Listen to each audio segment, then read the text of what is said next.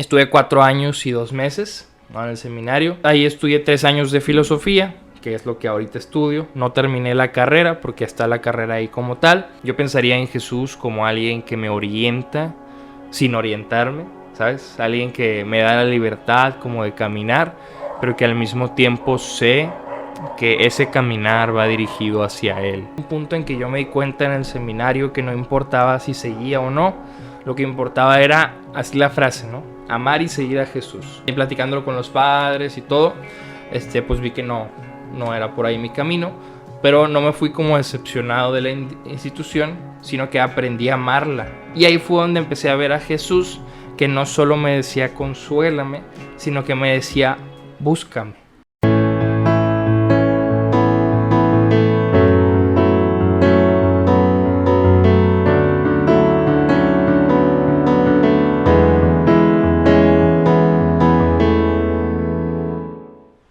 Hola amigos, ¿cómo están? Hoy estamos en un nuevo capítulo para su canal favorito, los llamo amigos. Y hoy tenemos un invitado un poco diferente a lo que va, porque esta persona estudia filosofía, esta persona tiene un podcast, después platicaremos sobre eso, pero hoy tenemos a nuestro invitado Jorge Torres. ¿Cómo estás, Jorge?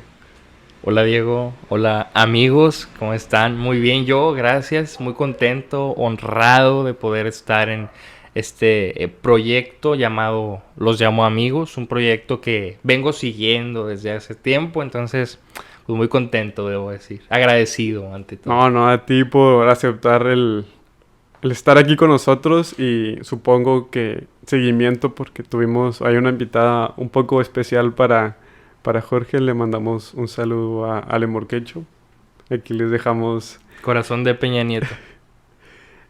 su video, pero creo que ya se podrán dar cuenta que pues ellos son amigos, son pareja. Sí. Ok. Pero bueno, siguiendo con la entrevista, yo conocí a Jorge. Recuerdo haberlo la primera vez que lo vi fue en el grupo Evangelii Gaudium. Si mal no recuerdo, él fue en una junta presencial en aquel 2019 probablemente. Buenos tiempos. Cuando eran juntas presenciales. Y dije, wow, esta persona, no sé, es muy serio, pero como que transmite algo diferente, ¿no? Y así quedó. Yo creo que esa vez no platicamos mucho. Y luego llegó pandemia y ahí creo que sí, me entraste a las juntas en línea, perdón. Y que, esta persona tiene un podcast, ¿ok? Sí, que Filosoy George. Vamos a escucharlo. En Instagram, Filosoy George. Ahí pueden seguirlo en Spotify, en Instagram igual como Filosoy George o Jorge Torres. Filosoy George en Instagram, en Spotify. Hazte una pregunta, es correcto. Jorge, antes de empezar con tu testimonio, me gustaría que nos acompañaras con oración, dirigirla. Una breve oración, por favor, si eres tan amable. Claro. Nos ponemos en presencia del Padre, del Hijo, del Espíritu Santo. Amén. Señor Jesús, te damos gracias por la vida que nos regalas. Te damos gracias por la oportunidad de estar aquí el día de hoy, alabándote con nuestras palabras, acciones, pensamientos. Te pedimos que encauces nuestra vida hacia tu voluntad, hacia la santidad y hacia el amor. Ponemos en tus manos todas nuestras intenciones, dificultades, preocupaciones, todo aquello que nos aflige y que nos quita la paz. Te pedimos por nuestras familias, por los enfermos, por todas las personas que sufren, para que seas tú su consuelo. Te damos gracias por la vida, por el amor y por la paz. Dejamos aquí la oración. Si tienen alguna intención, también desde sus hogares pueden ponerla en manos de Jesús. Y nos quedamos en presencia del Padre, del Hijo y del Espíritu Santo. Amén. Amén. Gracias. A ti. Y bueno, para empezar el testimonio, me gusta ahora empezar con una pregunta. Hazte una pregunta. Síganlo. Muy importante, y creo que para la gente que nos ve, que a lo mejor no es creyente o que está ahí batallando en su fe, para ti, ¿quién es Jesús hoy? Es una buena pregunta, sí, una gran pregunta, de hecho, diría. Híjole, ¿quién es Jesús hoy para mí? Yo creo que sigo buscando la manera de conceptualizar o de definir quién es Jesús actualmente. Lo que te puedo decir es quién ha sido históricamente para mí. Ha sido un hermano, ha sido un padre, ha sido un amigo, pero actualmente yo creo que es como una guía, ¿sí? Yo pensaría en Jesús como alguien que me orienta sin orientarme, ¿sabes? Alguien que me da la libertad como de caminar, pero que al mismo tiempo sé que ese caminar va dirigido hacia Él, ¿no? Va dirigido hacia lo que sé que Él propone, que me parece que es pues felicidad, ¿no? Plenitud más que nada. Entonces yo te diría que actualmente Jesús sería como una guía que me da libertad, pero no por eso deja de guiar, ¿no? Igual ahorita con el pasado y cómo he llegado a esto, puedo explicarlo un poquito más, pero así brevemente, una guía en libertad. Una guía en libertad, wow. Qué buena definición de Jesús, ¿no? Pero antes, como comentabas, para llegar a donde estás hoy con tu relación con Jesús, ¿cómo eras antes de haberlo conocido? Porque muchas personas puede ser es que, no, a lo mejor a mí en la iglesia era como que no quiero estar ahorita con él ahí, o ¿sabes qué? Creo que ni existe. ¿Tú cómo tenías esa relación con Jesús? Tal vez tu familia te orilló así como todos, ¿no? Se puede decir que tienes que creer, o el catecismo, fuerza. Sí, yo creo que, o sea, desde chiquito pues estuve en catecismo, fui monaguillo desde los 7 años, si no mal recuerdo, hasta los 15. Entonces, esa etapa de mi vida debo decir que pues era monaguillo, pero Jesús en mi vida era nada más que una costumbre, ¿no? Y no me da como remordimiento decirlo, porque la idea de Jesús o la propia iglesia era como, pues sí, de los domingos voy, estoy, pero hasta ahí, ¿no? En mi Okay. parroquia no había grupos fuera de los monaguillos y liturgia para adultos, entonces no tenía como la oportunidad de estar con jóvenes o con más gente o de tener una formación distinta. Tenía formación litúrgica, pero nada más. Luego, cuando estoy en prepa, comienzo a vivir retiros, etcétera. Comienzo como a descubrir esta otra parte de, pues, gente como de mi edad en ese entonces, bien apasionada, ¿no? Y creo que algo que a mí siempre me ha gustado es ver la pasión en la gente, ¿no? O sea, gente que está apasionada, gente que le gusta lo que hace. Lo descubro en la prepa y digo, pues yo quiero estar así, ¿no? Qué buena onda. Testimonialmente hablando, yo los veía muy felices, ¿no? Y pensaba que esa era la felicidad. Me lanzo a los retiros, me lanzo a misiones, no duré un año de estar así y digo, me quiero ir al seminario. Bomba, ¿no? Que Radical. sí, pero al igual y creo que un poco más, vamos un poquito más atrás, pero ¿por qué decidiste entrar o cómo, o sea, tú cómo puedes describir a esas personas que viste esa alegría? Porque muchos podrán decirnos de que mira, están locos, ¿no? Porque como no están riendo si están sufriendo, o porque se están riendo si, no sé, si hace unos días, por poner un caso, perdieron su casa, o qué te animó y que esa alegría es genuina. Yo pensaría, fíjate, y ahorita mencioné la alegría, pero creo que otra cosa que pondría como en la mesa sería como la escucha, ¿no? O sea, una escucha abierta, gente que estaba dispuesto a hablar contigo, escucharte, conmigo en ese caso. Y hay una persona que en ese momento específico influyó mucho, yo se lo digo ahorita y parece que es como carro o madreada. Platicando con Héctor y todo, yo empecé como a tener la inquietud por el seminario, inquietud que hoy puedo ver desde diferentes perspectivas, por ejemplo, desde la psicología, desde la filosofía, un análisis más contextualizado me permite ver por qué entré o por qué quise entrar. Yo estuve en el seminario, para quienes no sabían, llegué a estar, pero en ese momento con Héctor, por ejemplo, a mí me gustaba mucho su capacidad de escuchar, ¿no? Y de hacerte sentir escuchado. Muy Más allá. importante, yo creo, ¿no? Sí, sí, sí, porque todos nos oyen, pero el hacerte sentir escuchado está otro rollo. Es un don, podemos decirlo, porque hay muchas personas que te escuchan, pero como que sientes que estás hablando a Al la aire. nada. Sí. Sí. Entonces, Héctor tiene esa Tiene capacidad, ese ese don. don. Y ese don ahí me hizo sentir que estaba en toda la iglesia, por ejemplo. Y yo pensé, no, pues quiero estar ahí. ¿Mm? Entonces él me invitó a un retiro de los legionarios, cuando yo ya tenía como un poquito el tema de la inquietud. Y recuerdo una frase que me dijo, lo que Dios inspira, Él lo sostiene, ¿no? Entonces yo dije, loco, frase de Twitter, ¿no? Matona. Pero me sirvió, ¿no? Anótenla, tuiteenla.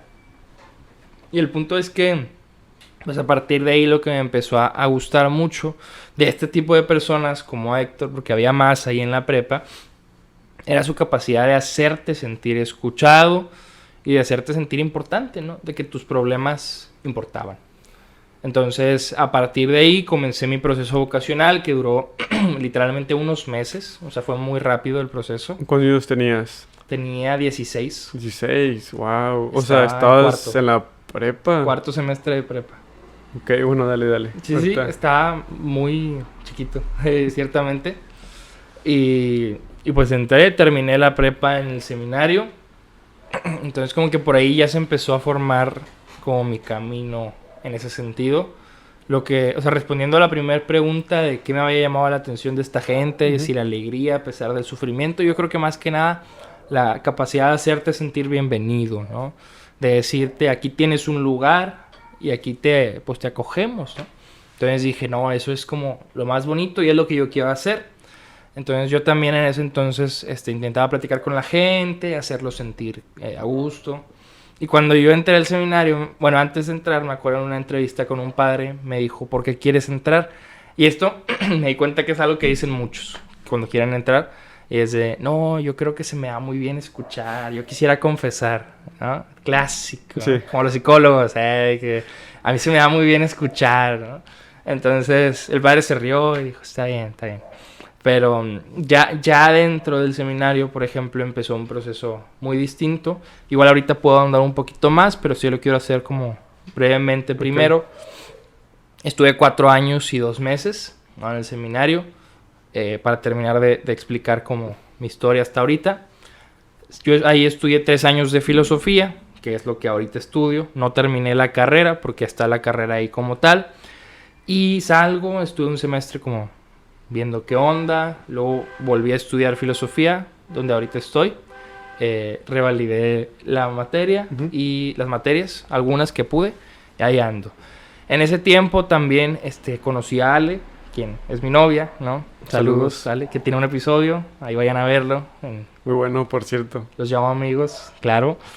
Y ya nos conocíamos cuando yo era seminarista, pero empezamos a tener una buena amistad. Cuando salgo, pasa un tiempo, pasa casi un año y pues ya comenzamos el noviazgo. Salir. Sí. Entonces, pues no sé, creo que todo eso me ayudó a cambiar mucho de perspectiva en torno a Jesús. Ok. ¿No? Cuando entré al seminario yo lo veía como, creo que era el proceso así como de enamoramiento, ¿no? En cierta forma. Y no sé, poco a poco empezó a cambiar. Llegó un punto en que yo me di cuenta en el seminario que no importaba si seguía o no. Lo que importaba era, así la frase, ¿no? Amar y seguir a Jesús. Es lo que yo pensaba. Lo descubrí en unos ejercicios espirituales de tipo ignacianos, pero no eran como tal ignacianos. Pero ahí dije, no, pues independientemente de la vocación a la que uno se sienta llamado, lo importante es amar y seguir. La pregunta sería, ¿qué es amar? ¿No? Y cómo seguir a Jesús y seguirlo como si fuera un ideal, o como si fuese una persona, o como si fuese qué, ¿no? Ok. Por ahí más o menos Va. iba.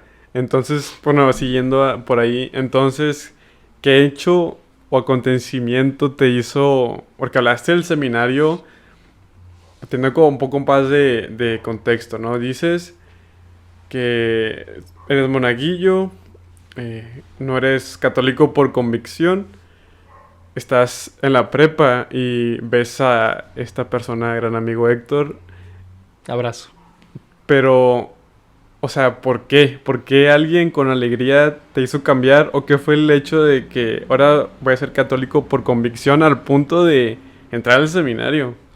Fíjate, en ese momento, o sea, cuando yo entro al seminario, era un amor juvenil, podríamos decirlo. Ok, así como las películas de Netflix, ¿no? Se podría decir, Sí. pero con Jesús. Con la iglesia, Con la iglesia. más que nada. Y ahorita voy a ir más para allá. Va.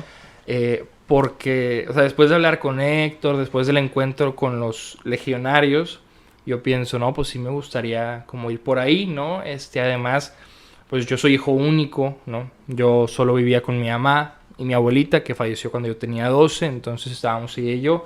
Dije, pues estoy medio acostumbrado como a la soledad y el mundo diocesano se pintaba como solitario, pero al mismo tiempo dándose a los demás. Entonces dije, pues creo que puedo ir por ahí, creo que mi historia de vida me empuja a ir ahí, me sentía como llamado a seguir ese estilo de vida, o sea, como en soledad, pero acompañando gente, ¿no? Entonces dije, creo que es por ahí. Voy al proceso vocacional diocesano, voy a unas misiones, eran un poco diferentes a las clásicas misiones de pueblito, sí, de ranchito hermoso, cafecito de olla. Eran unas misiones más urbanas, por así decirlo, del proceso. Me tocó estar, si no mal recuerdo, era entre Juárez y Guadalupe, en una comunidad muy, muy conflictiva, pero muy bonita. Tan conflictiva al punto de que en las noches no podíamos salir de la capilla porque afuera había pelea de pandillas, pelea de bandas. Mataron a uno afuera de la capilla, o casi lo mataron, no recuerdo. Recuerdo que alguien hizo un chiste como, ya tenemos al Jesús para el Vía Crucis, porque literalmente, pues estuvo mal, ¿sabes? Sí. O sea, quedó muy mal y, o sea, era otro ambiente. Yo había vivido solo unas misiones como en un pueblo, y para mí eso eran las misiones. Llego, descubro esto y digo, no, ¿qué son las misiones? ¿Qué son las misiones? Sí. O sea, es estar en un pueblito bonito donde sales y dices, aprendí más de lo que enseñé y la gente me enseña con su alegría. O dije, también es donde está la gente pues que sufre de otra forma y donde no es tan fácil decirle, es que Jesús te ama aunque tengas poquito porque tú vives en amor. Que es lo que de ordinario pasa en los pueblos. Dices, no, pues no tienen muchas cosas, pero viven en amor, ¿no? Algo así. Bueno, acá ves y hay precariedad económica, precariedad de sistemas, de ¿cómo decirlo? Educación. De educación, pero no solo eso, se me fue la palabra. Bueno, los recursos básicos. Okay. ¿No? Sí. Sí. De agua, drenaje, luz, salud. Donde en el propio Jueves Santo está una patrulla persiguiendo a un vato con pistola y dices, pues aquí hay otros problemas y aquí Jesús se manifiesta. Y a partir de ahí, algo que me gustó mucho y me gusta hasta la fecha en torno a la idea de Jesús o a Jesús mismo, es la idea del sufrimiento, ¿no? De que en el sufrimiento se manifiesta el misterio de Dios, de Jesucristo. Entonces ahí yo dije, quiero estar ante todo para el Jesús sufriente, ¿no? Y en ese tiempo de seminarista y hasta la fecha creo que la imagen de Jesús crucificado para mí es lo mejor que hay, ¿no? La mejor imagen de un amor, porque hay gente que le gusta mucho como el Jesús resucitado, o Jesús haciendo milagros, o Jesús consolando, pero el Jesús sufriendo, a mí me decía, consuélame, ¿no? Está para mí. Entonces yo ahí descubrí, por ejemplo, que luego también en el seminario hay gente que le gusta mucho algún tipo de apostolado, estar en la parroquia, con la gente, con los jóvenes, pero yo descubrí que todo eso no debía motivar al que quiere ser cura o al que quiere seguir a Cristo, ¿no? Ninguna pastoral específica. ¿Por qué? Porque todo eso pasa, ¿no? Y yo cuando estaba en el seminario me mandaron al vocacional, que es trabajo de oficina prácticamente. Tiene retiros cada mes, pero todos los fines de semana recortar, hacer llamadas, papelitos, dibujar, todo lo que no me gustaba, barrer. O sea, como Godín. Literal, eras el godín de los seminaristas. Y además en ese entonces el apostolado era de un día, solo los sábados. Pero en el vocacional era sábados y domingos. Entonces era el apostolado más cansado, en el que menos te agradecen. Porque en las parroquias la gente ve al seminarista y, ay, padrecito, te quiero mucho. Los chavos de que no, el semi. Sí, pero en el voc, pues van los chavos una vez al mes, pero fuera de eso, pues hay un chorro de seminaristas, ninguno sobresale, es como que no hay una remuneración emocional inmediata. Y ahí yo descubrí que si no me movía a amar y seguir a Jesús, no me iba a mover nada, ¿no? Y dije, no puede ser. Entonces a partir de ahí, por ejemplo, eso remontándome a lo pasado, a las misiones donde descubrí Jesús sufriente, eso yo creo que fue lo que me movió a una convicción tan grande que pasó de no ser convicción. No, decir, pues Jesús, la iglesia. Yo le sé a la misa, pero fuera de eso ya. Y luego vi al Jesús sufriente, sentí el anhelo por consolarlo y dije, ahí es, ¿no? Entonces fue de la nada. O sea, hasta me acuerdo que a la primera que le dije fue a Sarai, creo. A la novia de Héctor, saludos. Saludos. Y me dijo, tú, neta, algo así como, ¿de verdad? Porque fue de la nada, ¿no? O sea, fue de 0 a 100 Literal, en un día. en un día. Bueno, fueron las misiones, yo no me fui, le dije, ya voy a ir al BOC, y todos dijeron, pues las va a vivir apenas, ¿no? Llego y les digo, me voy a ir al seminario. Y todos, ¿qué? Y yo, sí, me voy a ir, así, me voy a ir, ¿no? También mi mamá en ese momento, pues sí, batallamos un poco porque también fue de la nada, ¿no? Estábamos nada más ella y yo y le dije, ¿sabes qué? Me voy a ir a los 16, que ya, me voy. Entonces, pasando el tiempo ya en el seminario, la convicción se fue incrementando. Pero ya saliendo del seminario, y aquí quiero trasladarme con la idea de Jesús, pero del amor. Ok. Saliendo del seminario, ya cuando, por ejemplo, empiezo a salir con Ale, empecé como a aprender mucho del amor. Y pues como estudio filosofía, me gusta mucho pues querer entender las cosas desde sus más profundas bases. Y en el amor se ha hablado mucho, pero hay una doctora en filosofía argentina, se llama Florencia Abadi, es increíble, yo la admiro muchísimo. De hecho, grabé un podcast con ella, hazte una pregunta en Spotify, vayan a verlo. Vayan a verlo. Y ella tiene un libro que se llama El sacrificio de Narciso, es un diálogo entre el psicoanálisis y la filosofía, pero ella postula, junto con un filósofo francés que se llama René Girard, una idea del amor diferente a la que yo conocía, porque lo contrapone con el deseo, ¿no? Con el gustarte.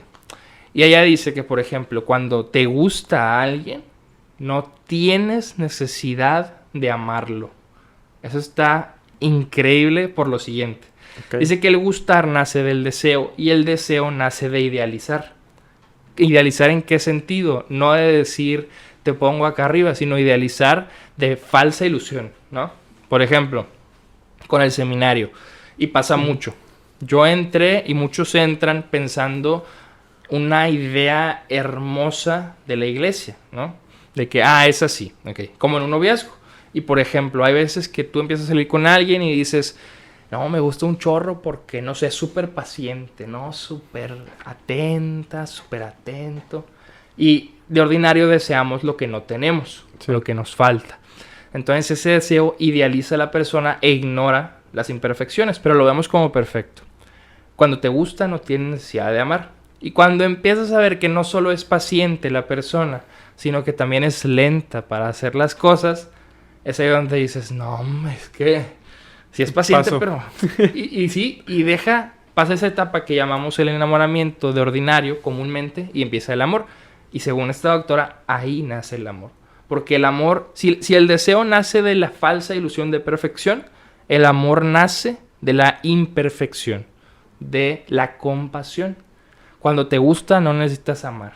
Pero cuando ya dejas de idealizar y ves a la persona como es, necesitas amar para seguir ahí. Sí. Porque si no te vas, ¿no? Y eso pasa, por ejemplo, con Ale y conmigo. Yo suelo ser muy paciente. Y Ale creo que al inicio, pienso yo, saludos a Ale, que le gustaba eso, ¿no?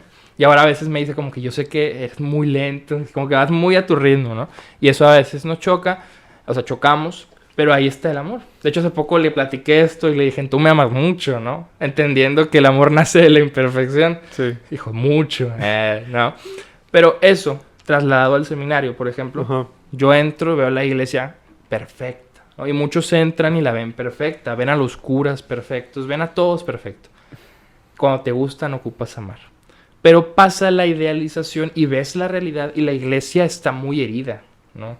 Porque la iglesia somos todos, ¿no? Sí, y creo que, bueno, volviendo a un punto que quiero rescatar, que creo que decimos mucho que el amar es una decisión, ¿no? Y creo que va por ahí. Total. Para el que... O sea, resumido, así como que el amor es una decisión porque decidiste estar ahí. Y, por ejemplo, a mí también creo que me tocó la parte de cuando mi primer rush que entras y que, es que... Catolicismo. Sí, todo top. Y luego, no sé, ves que tal vez... No estamos diciendo que esté mal, pero, no sé, que ves un padre tomarse una cerveza. Y dices, ¿qué? O sea... Sí. O sea, si es un hombre santo, no debería tomar alcohol. O el alcohol lo vemos como un un vicio que las personas hacen, ¿no? Y volviendo al punto, o sea, no es que esté mal que tomen, pero sí es algo, bueno, a mí de que, o sea, ¿qué es esto, no? De que supongo que vas por ahí, de que... Sí, totalmente. Viste la humanidad de la iglesia. De la iglesia.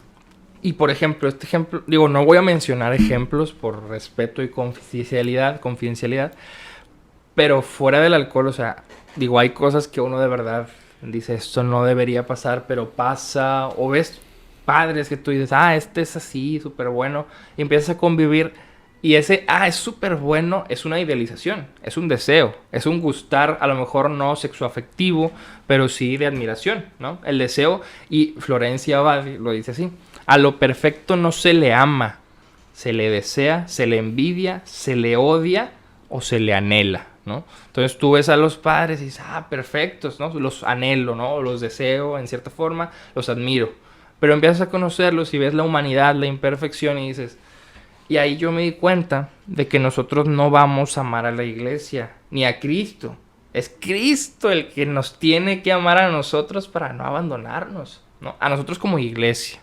Y mucha gente se sale del seminario por decepción.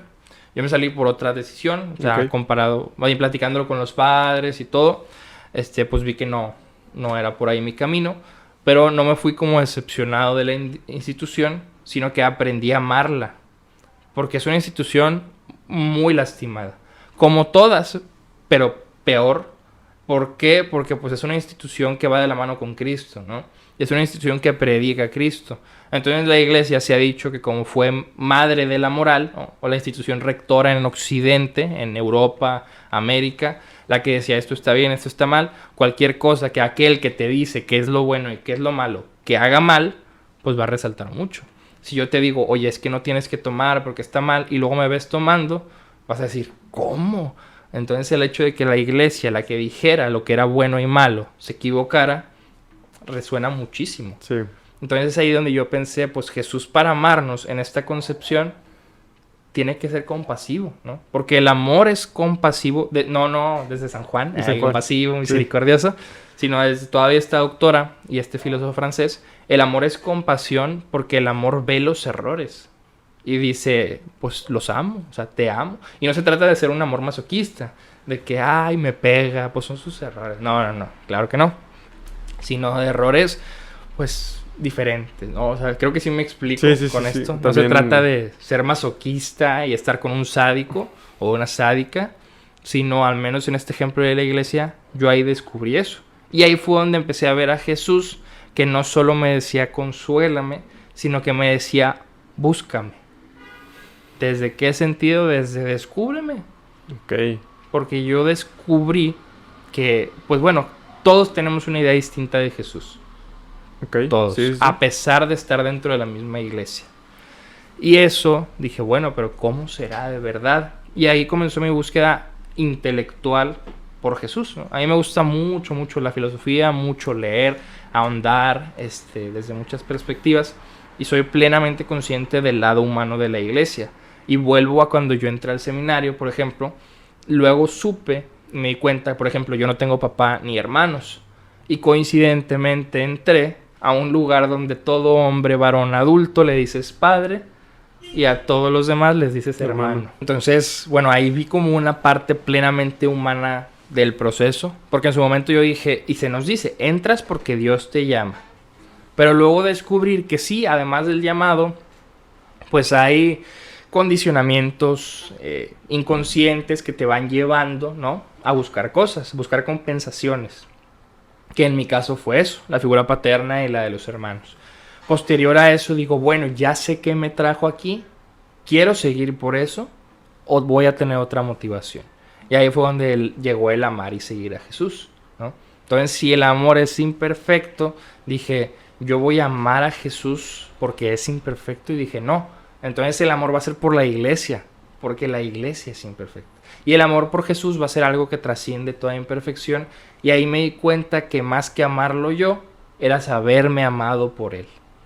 Porque si el amor nace de la imperfección, pues ¿cuánto nos ama Jesús, no? Sí, de hecho, hace poquito estaba reflexionando sobre eso. Que en sí Jesús, o sea, sus primeros discípulos, amigos, o sea, quienes fueron. O sea, no fueron las personas más estudiadas, las personas... Moralmente más adecuadas. Sí, o sea, un pescador, un recaudador de impuestos, O sea, ¿por qué? Y inclusive la palabra de Dios, Jesús, no constantemente, pero sí hay como llamadas de atención hacia los discípulos de que cuando, por ejemplo, ¿quién es el que amaba más? Y Jesús, oye, no, así no se trata esto. O cuando le dice a Andrés y a... ¿Cómo se llama? Santiago. A Santiago, de que los hijos del trueno porque son muy como que explosivos. Pues a Pedro mismo, que le dijo que le iba a negar y que le dijo que se apartara de él. O sea, y creo que nosotros actualmente somos esas personas que Jesús constantemente nos está diciendo, oye, no es por aquí, oye, ¿sabes qué? Creo que dale un poquito más tranqui. Entonces, pues sí, o sea, es increíble cómo Jesús nos sigue amando en esa imperfección, pero creo que ahí está el amor. Lo chido, ¿no? Sí. Ahí se viene lo chido, ¿sí? Como dicen por ahí. y creo que esa es la idea, o sea, y eso es lo que más aprendí. Y eso me llevó a donde estoy ahorita, ¿no? Okay. O sea, por ejemplo, trato de vivir ese amor y de entender más el amor por mi relación, por ejemplo, con Ale, por mi relación con mi familia, con mi mamá, con mis propios amigos, con mi relación conmigo mismo y con Dios, ¿no? Decir, bueno, ¿cómo es el amor? ¿Qué es el amor? Y también una de las, no conclusiones, porque algo que me gusta mucho a mí es como estar siempre abierto a diferentes perspectivas, pensamientos. O sea, no me gusta tanto ya cerrarme en uno porque al tener la certeza de uno, ya ignoras todo lo demás. Como por ejemplo, mira, o sea, no sé, si tú me dices, yo vi a tal persona hacer algo, por tanto a tal persona es así, ¿no? Porque yo la vi. Y tú le dices, no, pero no, es que yo la vi. Ahí tú estás eligiendo una epistemología empirista. Epistemología en filosofía es como la teoría del conocimiento. ¿Cómo conocemos? Ok, gracias por explicar. Entonces, y empirista significa por los sentidos, ¿no? Yo digo, por ejemplo, Diego trae una camisa negra porque mis sentidos me lo dicen, ¿no? Aunque, bueno, luego ya aprendimos que el color son ondas que se reflejan, sí, y puede que el negro no sea tan negro y hay diferentes tipos de negro, etcétera, ¿no? Entonces tú dices, bueno, yo elijo la certeza de mi vista porque te vi haciendo algo y me da igual si tú me explicas por qué lo hacías o cosas así, ¿no? Al tener la certeza de que mis sentidos me dan el conocimiento, me cerré a otras posibilidades, ¿no? Por ejemplo, una vez, a mí me gusta adquirir conocimiento de todos lados, literalmente de todos, ¿no? Entonces una vez platicando con un amigo católico sobre la idea del eterno retorno de Nietzsche, que ahorita lo menciono, lo especifico, le platicaba y él decía, sí, pero la vida eterna. O sea, nosotros tenemos vida eterna. Y digo, sí, yo lo sé, pero hay conocimiento fuera del que ya tenemos. Y si no queremos escuchar gente con la que no estamos de acuerdo, o que ni siquiera, porque decimos, no estamos de acuerdo con mucha gente, pero no la hemos oído. Uh-huh. ¿Con qué no estamos de acuerdo? ¿Con la idea de lo que la otra gente cree? O sea, ¿con la idea que yo tengo? ¿O con su idea verdadera? Hay que escuchar para entender y no para responder. Si nomás te escucho para decirte sí, pero la vida eterna, pues no te entendí, ¿sabes? Sí. O sea, por ejemplo, Nietzsche es el filósofo que se hizo famoso por la frase de que Dios ha muerto. Entonces, dentro de la Iglesia Católica, una vez escuché de cierta persona que decía, no quería escuchar nada de Nietzsche, dijo, porque él ya está en el infierno por negar a Dios. Y yo, bueno, no sabía que tú eras el juez de las almas, en primer lugar. Y en segundo, digo, bueno, pero vamos a escuchar. La idea del eterno retorno, Nietzsche dice, imagínate que tienes que vivir tu vida hasta el día de hoy, tal y como la has vivido una y otra vez para la eternidad. Con cada alegría y sufrimiento. O sea, piensa el momento más feliz, lo vas a tener que vivir siempre. Y piensa tu momento más triste, también. Él con eso nos invita a que si esa idea no nos gusta, decir, no hombre, vivir todo lo que he vivido otra vez, pues qué feo, ¿no? Nietzsche diría, pues empieza a vivir de manera que no se te haga feo, ¿no? O sea, vive bien tu vida. Una vez se lo platiqué a un amigo católico y me dijo, pero es que eso te lleva a libertinaje sexual y cosas así. Y le dije, mira, si la idea de vivir bien tu vida, tú la interpretas como libertinaje sexual, quizá el del problema no era Nietzsche. Quizá era lo que tú entiendes por vivir bien tu vida. Y si lo que vives bien ahorita no se te hace vivir bien, ¿para qué lo vives? ¿No? Entonces, el estar en contra de algo sin escucharlo, a mí no se me hace tan padre, ¿no? Entonces, bajo esa perspectiva, yo trato de como siempre estar atento, escuchar algunas de las diferentes perspectivas de Jesús. Y hasta ahorita pues no he concluido muchas cosas porque cuando concluyes algo, ¿qué significa concluir? Cerrar, ¿no? Concluimos el video porque se cierra, se acaba. Sí. Si yo concluyo algo en un tema, significa que ya no me interesa nada de lo que se diga en ese tema. Okay. Por tanto, ni siquiera sobre Jesús he concluido, porque cada vez más aprendo más, escucho más sobre él.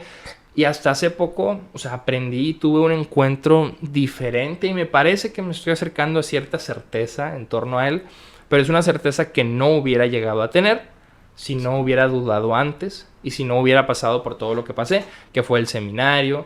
Y creo que el aprendizaje más grande, también para ponerlo así en términos más prácticos, del seminario, fue que nosotros como iglesia podemos ser partícipes del mayor bien y del mayor mal, ¿no? Porque si la iglesia es imperfecta es porque nosotros somos imperfectos y la hacemos imperfecta. Entonces yo he sido parte de momentos donde digo, estoy ayudando cientos de personas, porque como seminarista o padre puedes hacerlo. Pero también he sido parte de momentos donde digo, yo estoy lastimando cientos de personas. Y si no fuese por el amor que le tienen a la iglesia, no seguirían en la iglesia. Y ahí me di cuenta que somos instrumentos y no los fines, ¿no? Porque el fin sería Jesús. Muchas preguntas que hacer y por dónde abordar. Pero me quiero ir un poquito más atrás del que comentaste.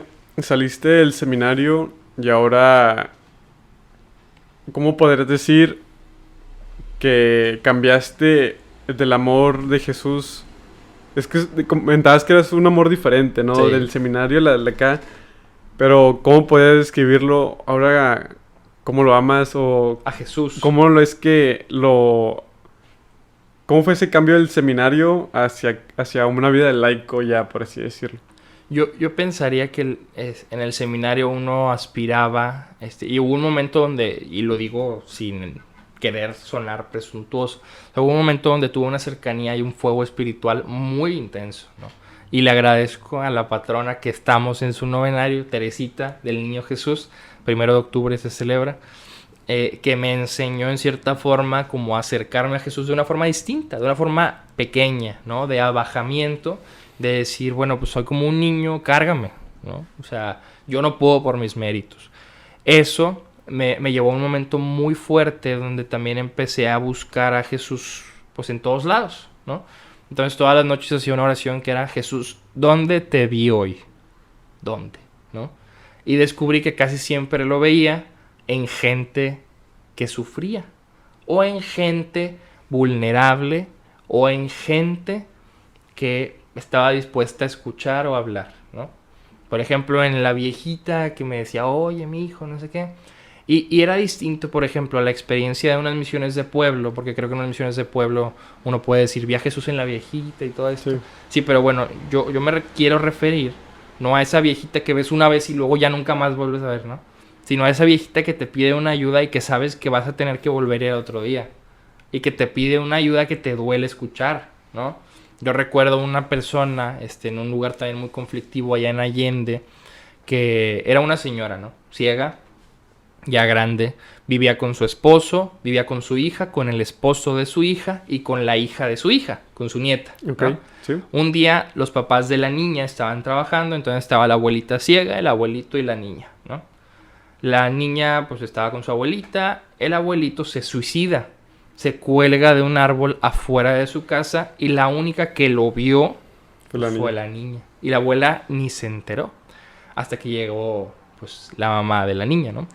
Cuando escuché eso dije, no puede ser, dije, o sea, por muchas perspectivas llegaron a mi mente, dije, ocupan ayuda psicológica de entrada, ocupan primeros auxilios emocionales, ocupan a la niña explicarle qué sucedió, o sea, ocupan muchas cosas. Y también ahí me di cuenta que esta idea del amor mágico, que todo lo soluciona, no existe, al menos desde donde lo alcanzo a ver.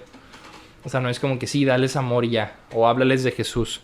Pues sí, pero no es lo único que necesitan, ¿no? O sea, ese es un amor por Jesús que me dice, ayuda, haz algo, muéstrate o muéstrame desde diferentes formas. No solo desde háblales de la palabra y cosas así, sino darles la ayuda que necesitan. Tú que puedes pedir esa ayuda, pídela, ¿no?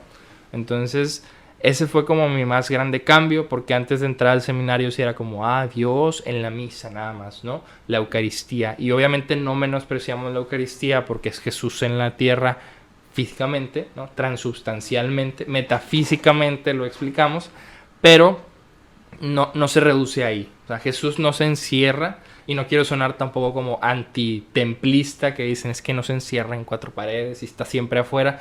No, pues sí, no se encierra en cuatro paredes, pero no es que no esté, sino que también está en otro lado, ¿no? Entonces, a mí en lo personal me gusta mucho verlo en la gente que sufre, en la gente que busca apoyo, en la gente que simplemente necesita ser escuchada. Y ante todo, y lo más difícil, fue ver a Jesús en mí mismo. Y ese fue el mayor aprendizaje, y hoy lo amo así. Cuando yo estoy triste, sufriente, digo, porque siempre queremos verlo fuera de nosotros. Ujú. Si vemos al Jesús sufriente, no está solo en el que sufre afuera, sino también está en mí cuando sufro. Sí, inclusive San Pablo decía, yo vivo todos los sufrimientos Exacto. por mí y por mis hermanos, ¿no? También, entonces creo que el sufrimiento propio es un buen tema que se debe tocar porque, o sea, ¿cómo podemos decirlo?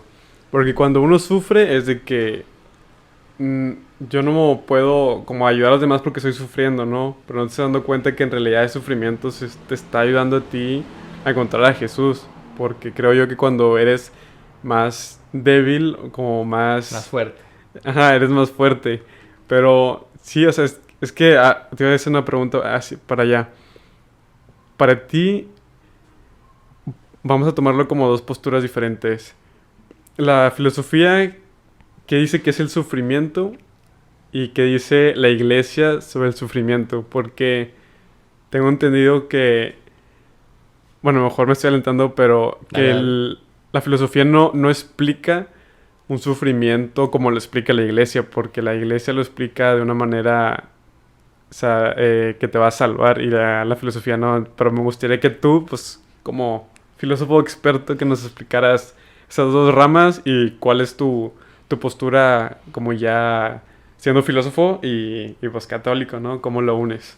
Mira, primero nadie es experto en filosofía, porque filosofía, el filósofo etimológicamente hablando es un amante del saber, el amante que desea el saber, ¿no? Entonces, el filósofo nunca será sabio porque siempre amará el saber, ¿no? En primer lugar, por eso no somos expertos. En segundo, está difícil contestar qué dice la filosofía, porque sabrás Hay muchas ramas. Sí, además de que hay muchas ramas, pues digo, son pocas como las instituciones o materias o áreas del saber que llevan más tiempo que la iglesia, y una de ellas es la filosofía.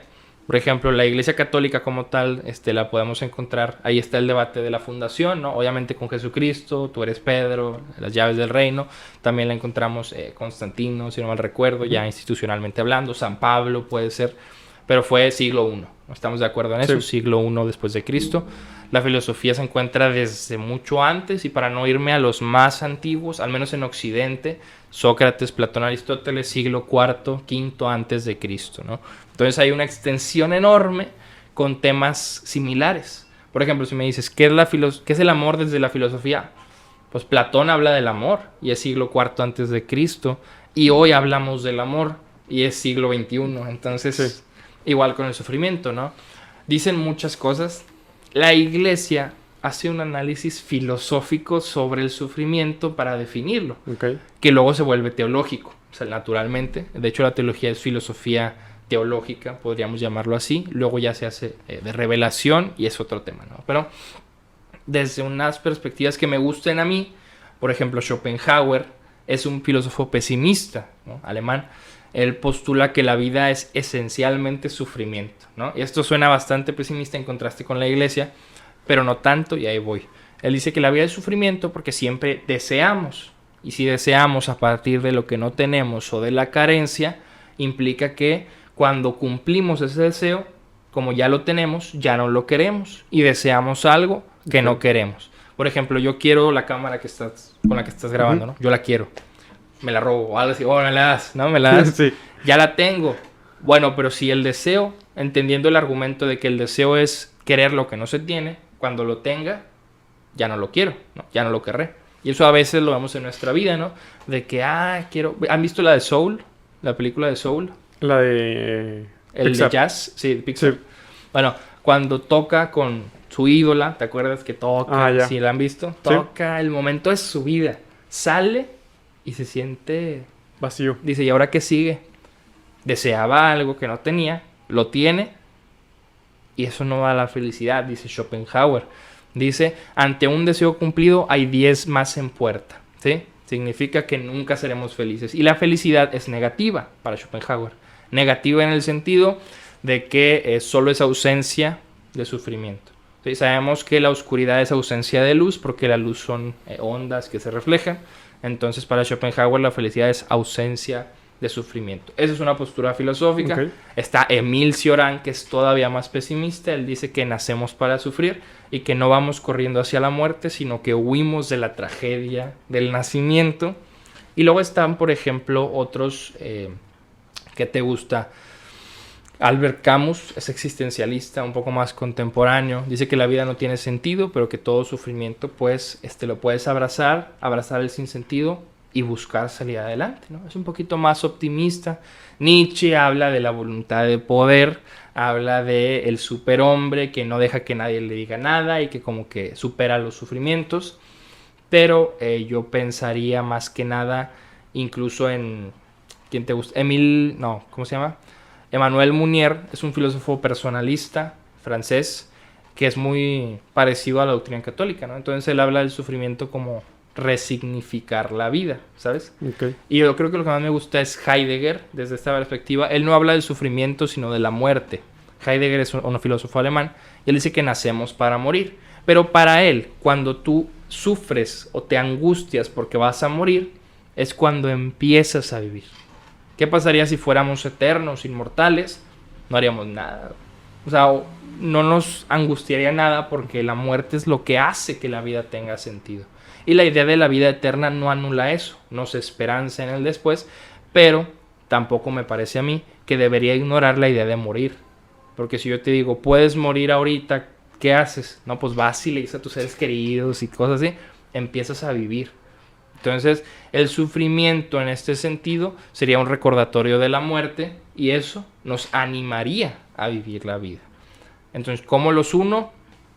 Pues la frase resignificar, me gusta mucho la palabra, más bien. Okay. Entonces yo creo que todo sufrimiento nos lleva a lo más bajo, cuando somos débiles, somos más fuertes, ¿sí? Entonces a mi ver, todo sufrimiento nos lleva a lo más esencial del ser o de la persona, que es querer compartir. Si yo sufro, no me quedo con el sufrimiento. Se lo digo a alguien, lo platico, es lo ideal, ¿no? Decírselo a alguien más. Así que yo pienso que cuando sufrimos, resignificamos, o sea, volvemos a darle significado a lo que pensamos que es la vida para dejar de vivir solos o vivir como vivíamos y hacer algo nuevo. Ya para cerrar el testimonio, hablamos, bueno, ahora filosofía, esta gran rama de estar en constante búsqueda de la verdad o del querer conocer, ¿sí? Para no verme muy inculto. Pero, o sea, ¿a qué te lleva a buscar a Jesús? ¿Cuál es tu fin último con esta actualidad que estás viviendo de filosofía y tener a esta persona desconocida que nunca acabas por conocer? ¿Hasta dónde te va a llevar a ese punto a ti? ¿Hasta dónde me va a llevar? ¿Hasta dónde crees que te lleve? Porque, o sea, yo veo a las personas, sí, o sea, que están como que búsqueda, pero como que, ¿sabes? Como, ¿dónde va a concluir? ¿Dónde crees que va a concluir tu vida? De que, ¿sabes qué? Aquí es donde puedo decir que tengo esta noción de Jesús. Yo espero que no concluya nunca. Sí, yo espero que concluya cuando me muera. Porque así creo que es una búsqueda de la que no me quiero cansar.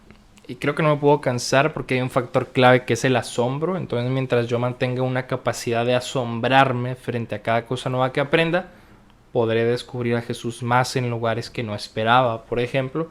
Y además es una búsqueda bonita porque no solo encuentro a Jesús, encuentro muchas otras cosas, ideas, conceptos que me sirven luego también para compartirlo con Jesús mismo, con la demás gente.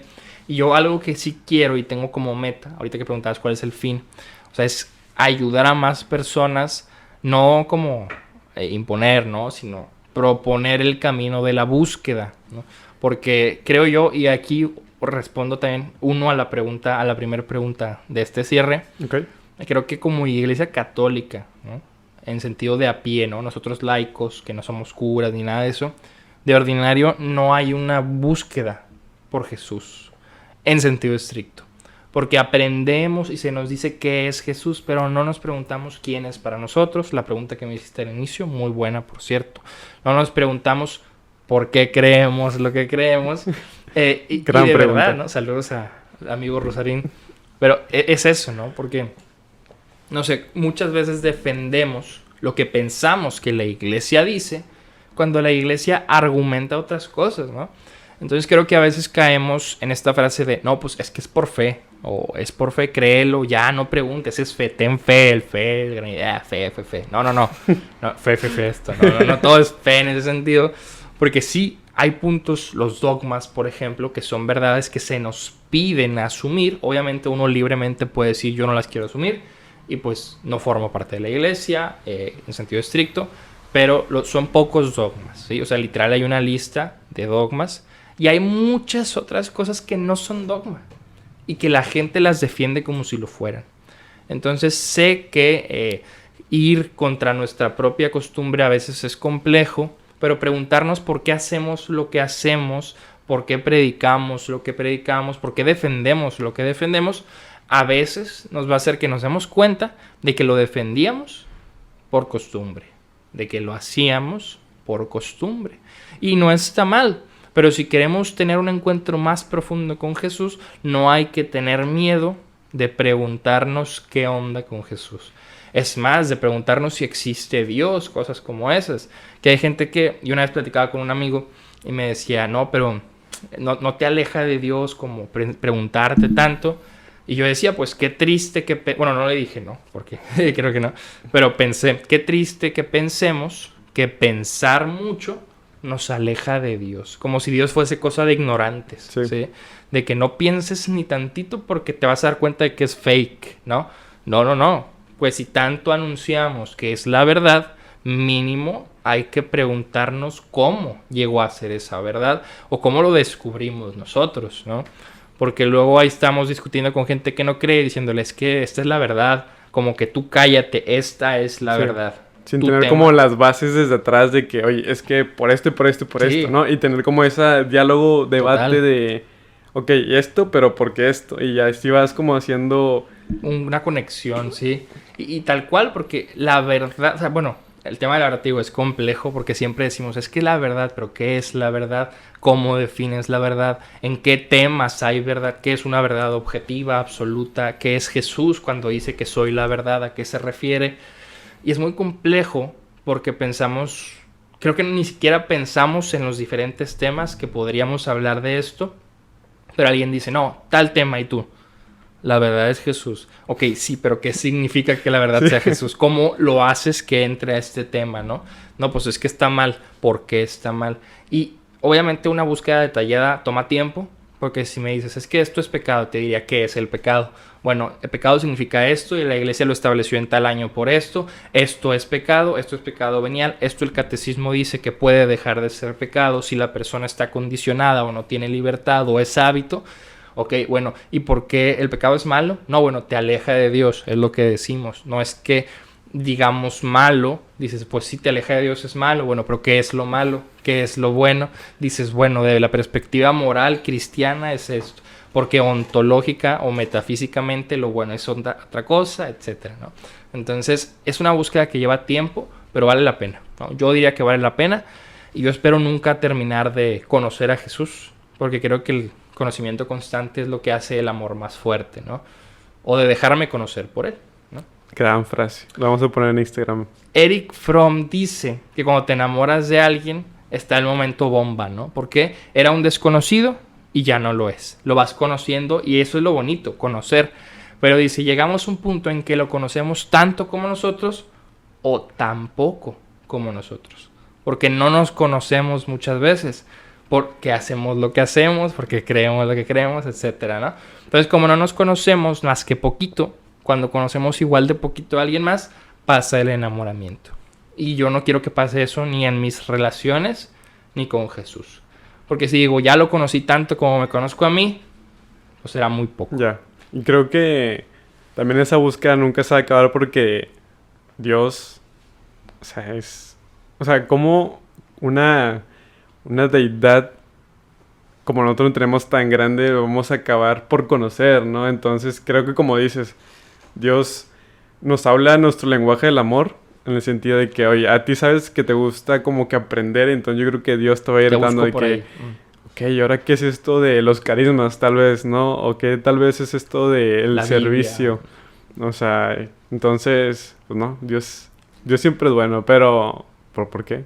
¿Por qué? Sí, no, ¿por qué pensamos en eso? Sí, o sea, y ya para cerrar yo, nada más diría eso, o sea, si no podemos acabar de conocernos a nosotros, es evidente que no podemos acabar de conocer a Dios. Pero no porque no podamos conocernos a nosotros totalmente o a Dios totalmente, hay que dejar de intentarlo. Qué buena. Y ya, última, lo prometo. Dos libros que, ¿sabes? Uno espiritual y otro tal vez un poco más filosófico, pero del rama del catolicismo, no sé, es como San Agustín, que tengas por ahí de... San Agustín tiene un libro que se llama... Confesiones. Que explica a Dios como con 8 verdades, 7. ¿La ciudad de Dios?